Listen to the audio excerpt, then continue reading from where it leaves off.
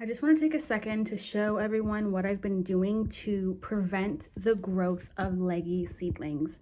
Now, for example, these tomatoes right here, they were growing quite fast at the stem and not so much with the leaves. The leaves weren't growing that quickly. Just 2-3 days ago, it was literally just these two leaves on the side, but they were growing really fast in height, and that was really concerning to me. And as you know, I also had to replant my broccoli, which is now starting to sprout, because of that same reason. And so I looked up some great tips, and I found a few options that have really been assisting not only with preventing leggy plants, but I haven't had to rotate as often as I was before, which was like 4 times a day. And essentially what I did was I got a piece of cardboard here to help reflect and balance out the light that's received not only from the sun. It's not really a sunny day today.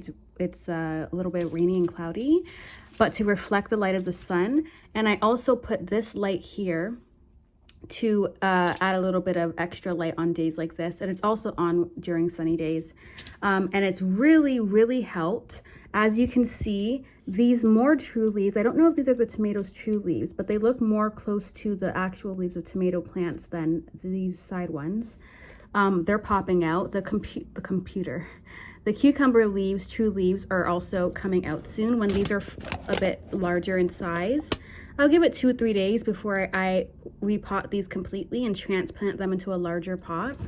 But this has been so fantastic, such a lifesaver. I honestly refused to buy a grow light. I just did not really, it just was way too expensive for me at the moment. And I honestly believe that there were other ways for me to grow these plants and in a way that like suited my needs and also just like my desires. I think if people have been growing plants for years with sun, I can trust that there will be a way.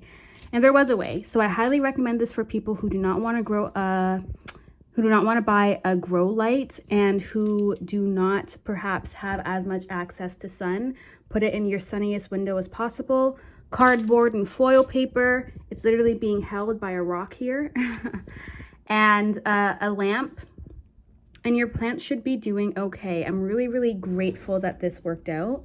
I'm gonna be bottom watering these ones again because the cucumbers get really dry, and so does the cabbage. So I'm gonna be doing that. But this is where we're at. I'm really grateful for this solution, and I hope that it helps you who need it.